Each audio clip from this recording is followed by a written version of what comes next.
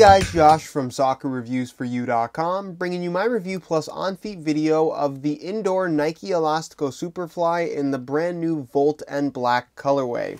Now inside the box, they do include a string bag to go along with the shoes. The string bag is Volt yellow in color with black strings. It features a black Nike swoosh on the one side and your black Nike football branding on the other. Other than that, all you're going to find inside the box, as you guys can see, are the shoes themselves. So we'll get these guys out of the box really quickly, and we'll take a closer look at this extremely bright colorway of the Elastico Superfly. Now in today's video, we're going to be going over all the details as far as how these things fit, feel, and ultimately perform. So if you are interested in learning more, please stick around. Also keep in mind that the Elastico Superfly has been selling out pretty quickly. Now this is not a limited edition release by any means, but if you are interested in a pair of these for yourself and your size is available as of right now, most sizes are still available, pick them up while you can. There's a link in the description to the review page on my site where you will find buy it now link with exclusive SR4U coupon codes where you can actually pick these up below their $150 retail price. So again, if you're interested in a pair,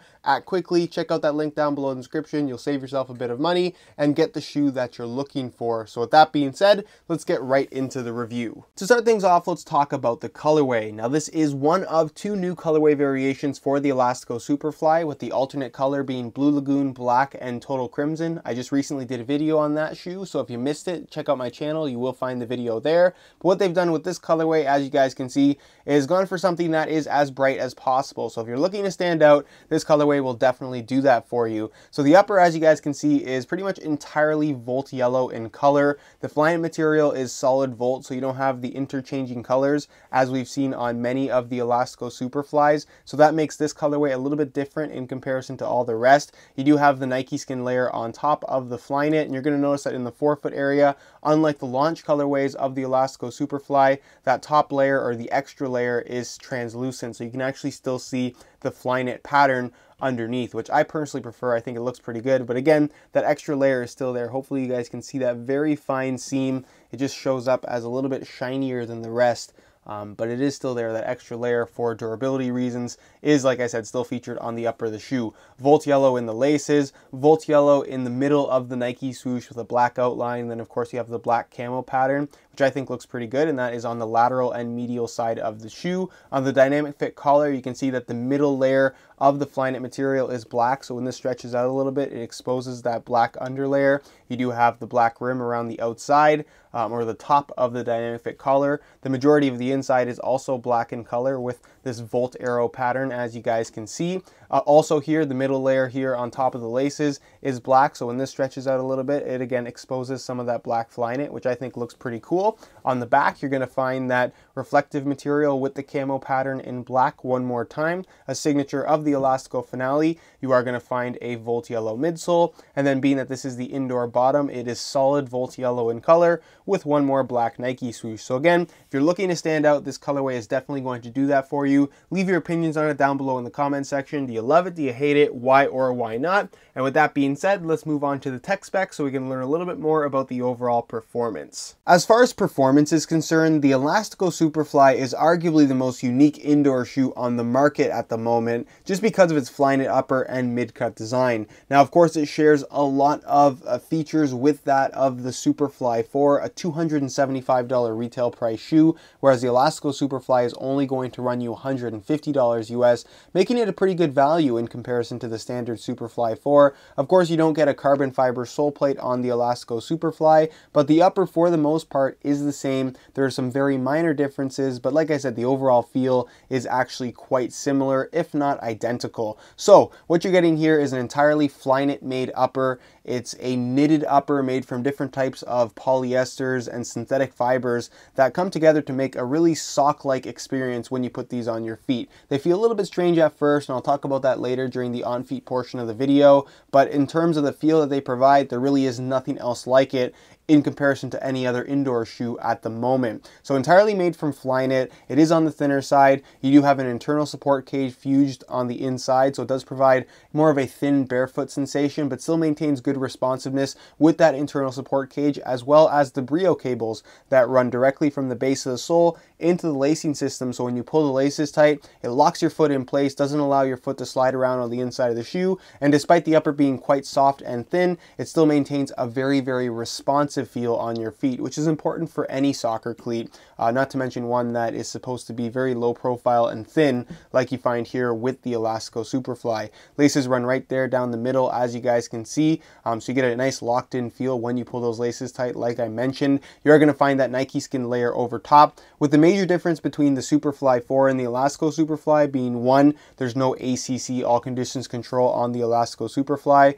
which isn't too surprising considering that this is an indoor shoe, so you're probably not going to be playing in the rain. And they also changed up the actual Nike skin covering, where there's no Nike skin right here, which doesn't make too big of a deal or too big of an impact as far as the overall performance is concerned. The Nike skin layer on top is still present here in the forefoot and midfoot area of the shoe. It adds a little bit of extra grip on the ball, preventing that slick sensation that you would otherwise have with the Flyknit material if it was just left kind of straight up. It also enhances the overall durability, and they have added an extra layer of Nike skin here in the forefoot and toe box area as kind of an enhanced durability feature, which again does add to some stiffness to the shoe, but nothing too significant. And like I said, the overall feel of the Superfly 4 is still very present with the Elastico Superfly. You do have your mid-cut dynamic fit collar, which does feel a little bit strange at first, but is something that you definitely will get used to. It's essentially just an elasticated collar with no real stiffness to it. So like I said, it feels a little bit strange around your ankle at first, but you very quickly get used to it, and it just makes for a nice seamless sensation with this shoe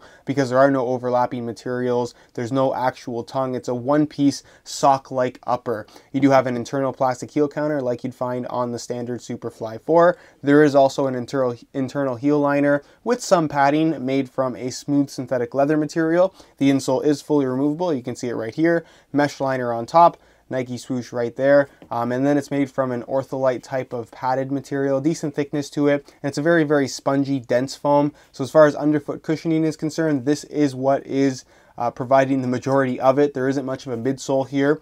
Speaking of the midsole, you can see that you do have somewhat of a Phylon foam midsole in the heel and midfoot area of the shoe, whereas the forefoot is left with pretty much just the cushioning that you will get from the insole. So very, very low profile, minimal underfoot cushioning here. And also the upper is very flexible. There's no plastic in the actual construction, so it just makes everything feel very, very natural in terms of when you're running. But again, it has very minimal underfoot cushioning, so that is something that everybody has different preferences about. If you don't like shoes that are very low to the ground, you may not like these, but if you like that court feel, that very close to the ground sensation, you're probably going to love what you get here with the Elastico Superfly. And of course, this is the indoor court variation designed for use in gyms or any kind of smooth, flat surface. You can also use it for street soccer. Just keep in mind that not just with the Elastico Superfly, but with any indoor shoe, the outsole will wear away a little bit more quickly on streets or concrete in comparison to an indoor court or a gym type of playing surface. But nonetheless, you'll get good traction on both of those playing surfaces. It has this very unique traction pattern where the rubber is actually quite pliable, and as long as the court isn't overly dusty, the traction experience that you get from this shoe is actually going to be pretty good.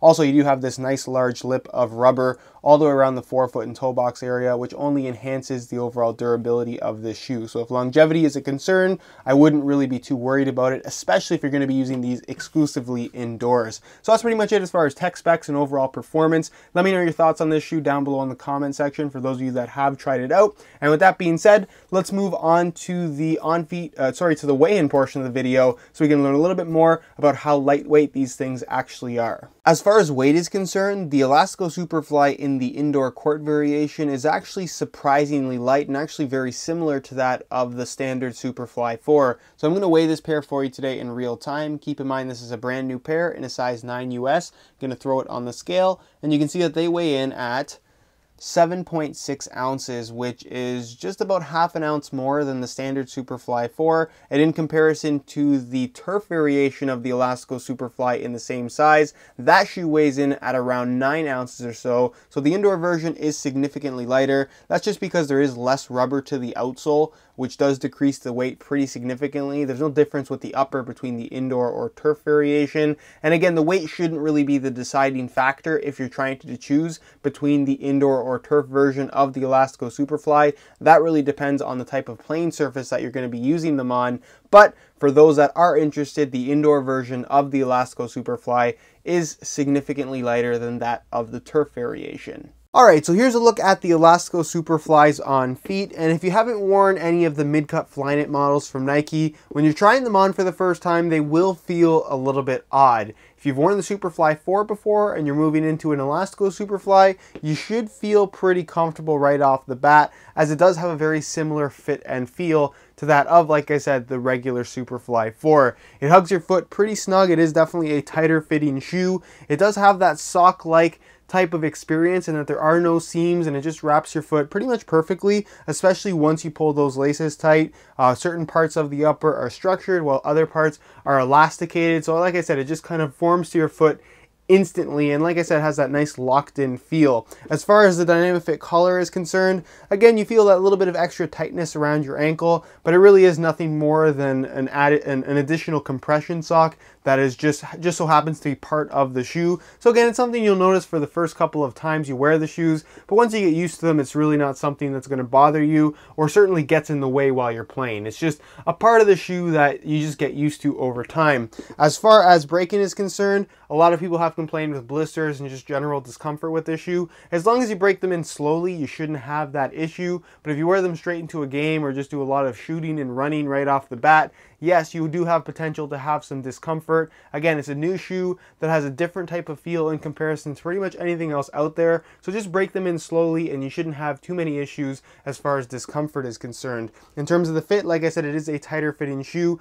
very similar to that of the Mercurial Superfly 4. So probably not the best suited shoe for really wide feet, but it will be suitable for most foot types as long as you don't mind having a tighter fit overall. You're not going to get much stretch out of the upper either. So the way they fit from right out of the box is more or less the way they'll fit for their entire lifespan. As far as sizing is concerned, I'm wearing my usual size 9 US here, and the fit and the length is perfect. So if you are looking to order a pair of these for yourself, I would strongly recommend going true to size for the best possible fit. Alright guys, that's it for my review of the indoor Elastico Superfly from Nike. Really good shoe, definitely one of the more unique indoors currently out there on the market. And if you've been dying to try the new mid-cut Flyknit designs from Nike, this is definitely going to be your cheapest way of doing so. Or if you're wearing the Superfly 4 Magista Obra and you want something that is going to be similar for indoor or turf use, then something like the Elastico Superfly is, again, just a very, very good option at the $150 price point. It is one of the most expensive indoors out there,